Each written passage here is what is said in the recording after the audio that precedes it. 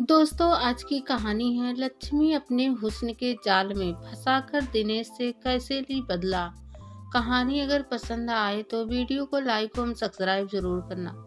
लक्ष्मी अखबार पढ़ रही थी, तभी उसके पिता मोड़ीराम आए और बोले, बेटी मुझे भी अखबार पढ़कर सुनाओ। तब चिढ़ते हुए लक्ष्मी अपने बापू से बोली, मैं नहीं सुनाऊंगी बापू। क्यों नहीं सुनाओगी तू? अरे मैं अंगूठा छाप हूँ ना, इसलिए ज्यादा भाव खा रही है। जाओ बापू, मैं तुझसे नहीं बोलती। अरे लक्ष्मी, तू तो नाराज हो गई।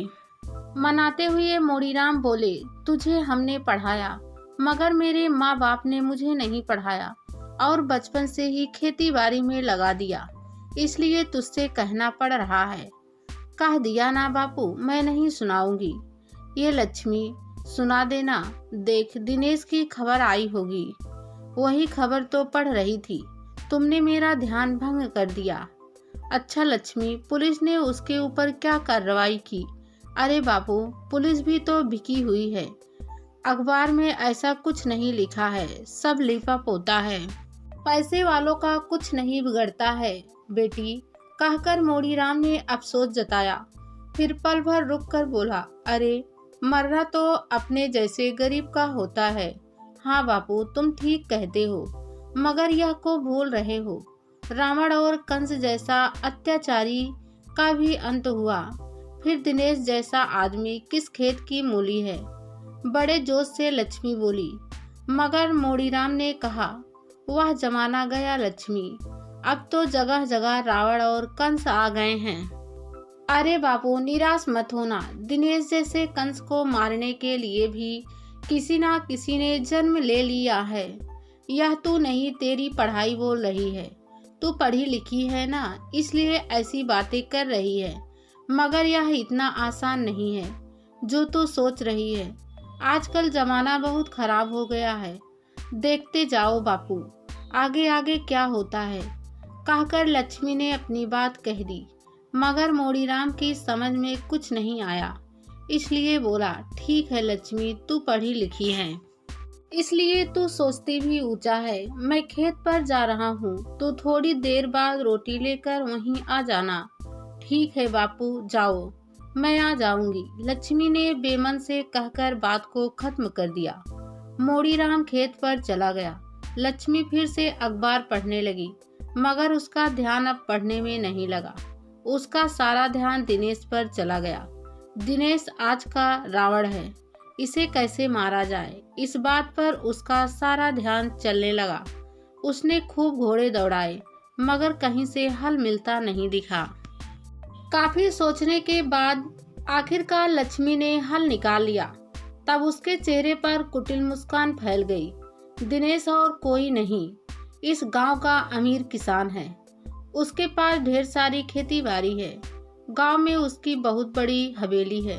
उसके यहाँ नौकर चाकर हैं। खेत नौकरों के भरोसे ही चलता है।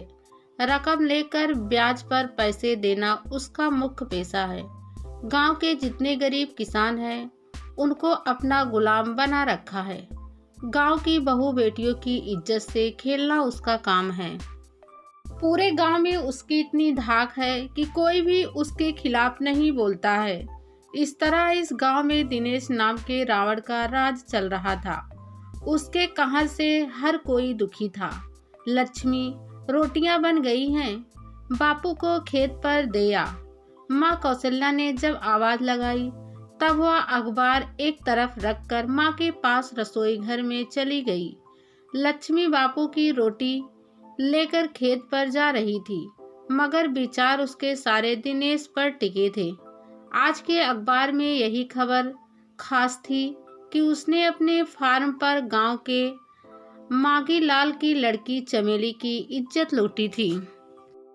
गांव में यह खबर आग की तरह फैल गई थी, मगर ऊपरी जबान से कोई कुछ नहीं कह रहा था कि चमेली की इज्जत दिनेश ने ही लूटी है। जब लक्ष्मी खेत पर पहुंची, तब बापू खेत में बने एक कमरे की छत पर खड़े होकर पंछी भगा रहे थे। वह भी ऊपर चढ़ गई। देखा कि वहां से उसकी पूरी फसल दिख रही थी। लक्ष्मी बोली, बापू रोटी खाओ, लाओ गुलेल मुझे दो, मैं पक्षी भगाती हूँ। ले बेटी संभाल गुलेल, मगर किसी पक्षी को मार मत देना, कहकर मोटी राम ने गुलेल लक्ष्मी के हाथों में थमा दी और खुद वहीं पर बैठकर रोटी खाने लगे। लक्ष्मी थोड़ी देर तक पंछियों को भगाती रही, फिर बोली, बापू आपने यह कमरा बहुत अच्छा बनाया है, अब मैं यहीं पढ़ाई करूंगी। क्या कह रही है लक्ष्मी, यहाँ तू पढ़ाई करेगी? क्या यह पढ़ाई करने की जगह है? हाँ बापू, जंगल की ताज़ा हवा जब मिलती है उस हवा में दिमाग अच्छा चलेगा। अरे बापू मना मत करना। अरे लक्ष्मी, मैंने आज तक मना किया है? जो अब करूँगा। अच्छा पढ़ लेना यहाँ, तेरा जो इच्छा है वह कर। हार मानते हुए मोड़ीराम बोला। लक्ष्मी खुश हो गई। उसका कमरा इतना बड़ा है कि वहाँ वह अपनी योजना को अंजाम दे सकती है। इस मकान के चारों ओर मिट्टी की दीवारें हैं और दरवाजा भी है। एक खाट भीतर है, रस्सी और बिजली का इंतजाम भी है। फसलें जब भरपूर होती हैं तब बापू कभी कभी यहाँ पर सोते हैं। मतलब वह सब कुछ है जो वह चाहती है। इस तरह दिन गुजरने लगे। लक्ष्मी दिन में आकर अपने खेत वाले कमरे में पढ़ाई करने लगी, क्योंकि इस समय फसल में अंकुर फूट रहे थे। इसलिए बापू भी खेत पर बहुत कम आते थे। पढ़ाई का तो बहाना था, वह रोजाना अपने काम को अंजाम देने के लिए काम करती थी। अब लक्ष्मी सारी तैयारियां कर चुकी थी, फिर मौके का इंतजार करने लगी। इसी दौरान बापू का उसने पूरा भरोसा जीत लिया था। इस बीच एक घटना हो गई। बापू के गहरे दोस्त जो उज्जैन में रहते थे, उनकी अचानक मौत हो गई। तब बापू 13 दिन के लिए उज्जैन चले गए। तब लक्ष्मी का मिशन और आसान हो गया। लक्ष्मी का खेत ऐसी जगह पर था जहां कोई भी बाहरी शख्स आसानी से नहीं देख सकता था। अब वह आज़ाद हो गई, इसलिए इंतजार करने लगी दिनेश का। बापू के न होने के चलते लक्ष्मी अपना ज़्यादा समय खेत में बने कमरे पर बिताने लगी। सुबह कॉलेज जाती थी, दोपहर को वापस गांव में आ जाती थी और फिर खेत में फसल की हिफाजत के बहाने पक्षियों को भगाती और खुद अपने शिकार का इंतजार करती। अचानक लक्ष्मी का शिकार खुद ही उसके बुने जाल में आ गया। वह कमरे की छत पर बैठकर गुलेल से पक्षियों को भगा रही थी। तभी गुलेल का पत्थर उधर से गुजर रहे दिनेश को जा लगा। दिनेश तिलमिलाता हुआ पास आकर बोला, अरे लड़की, तूने पत्थर क्यों मारा? अरे बाबू, मैंने तुम पर जानबूझकर पत्थर नहीं मारा, खेत में बैठे पक्षियों को भगा रही थी। अब आपको लग गया तो इसमें मेरी क्या गलती है? चल नीचे उतर, अभी बताता हूँ कि तेरी क्या गलती है। मैं कोई डरने वाली नहीं हूँ आपसे। आती हूँ नीचे। पल भर में लक्ष्मी कमरे की छत से नीचे उतर गई। फिर बोली, हाँ बाबू बोलो, कहाँ चोट लगी है तुम्हें? मैं उस जगह को सहला दूंगी। मेरे दिल पर। दिनेश उसका हाथ पकड़कर बोला, हाथ छोड़ बाबू, किसी पराई लड़की का हाथ पकड़ना अच्छा नहीं होता है। लक्ष्मी ने हाथ छुड़ाने की नाकाम कोशिश की। हम जिसका एक बार हाथ पकड़ लेते हैं फिर छोड़ते नहीं। दिनेश ने उसका हाथ और मजबूती से पकड़ लिया। लक्ष्मी ने देखा कि उसने खूब शराब पी रखी है। उसके मुंह से शराब का भभका आ रहा था। लक्ष्मी बोली, यह फिल्मी डायलॉग मत बोल बाबू, सीधे सीधे मेरा हाथ छोड़ दे। यह हाथ तो अब हवेली जाकर ही छूटेगी। चल हवेली। अरे हवेली में क्या रखा है, आज इस गरीब की कुटिया में चल। लक्ष्मी ने जब यह कहा तो दिनेश खुद ही कमरे के भीतर चला गया। उसने खुद दरवाजा बंद किया और पलंग पर बैठ गया। ज्यादा नशा होने के चलते उसकी आंखों में वासना के डोरे तैर रहे थे।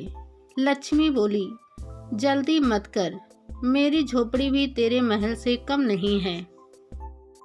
देख, अब तक तो तूने हवेली की शराब पी, आज तू झोपड़ी की शराब पी कर देख, इतना मजा आएगा कि तू आज मस्त हो जाएगा। इसके बाद लक्ष्मी ने पूरा गिलास उसके मुंह में उड़ेल दिया। हलक में शराब जाने के बाद वह बोला, तू सही कहती है, क्या नाम है तेरा? लक्ष्मी। ले, एक गिलास और पी। लक्ष्मी ने उसे एक गिलास और शराब पिला दी। इस बार शराब के साथ नशीली दवा थी। वह चाहती थी कि दिनेश शराब पीकर बेहोश हो जाए। फिर उसने 2 से 3 गिलास शराब और पिला दी। थोड़ी देर में वह बेहोश हो गया। जब लक्ष्मी ने अच्छी तरह देख लिया कि अब पूरी तरह से दिनेश बेहोश है, इसको होश में आने में कई घंटे लगेंगे, तब उसने रस्सी उठाई, उसका फंदा बनाया और दिनेश के गले में बांधकर खींच दिया। थोड़ी देर बाद ही वह मौत के आगोश में सो गया। लक्ष्मी ने पलंग के नीचे पहले से एक गड्ढा खोद रखा था। उसने पलंग को उठाया और लाश को गड्ढे में फेंक दिया। लक्ष्मी ने गड्ढे में रस्सी और शराब की खाली बोतलें भी हवाले कर दी। फिर फावड़ा लेकर वह मिट्टी डालने लगी। मिट्टी डालते समय लक्ष्मी के हाथ कांप रहे थे, कहीं दिनेश की लाश जिंदा होकर उस पर हमला न कर दे। जब गड्ढा मिट्टी से पूरा भर गया, तब उसने उस जगह पर पलंग को बिछा दिया। फिर कमरे पर ताला लगाकर वह जीत की मुस्कान लिए बाहर निकल गई।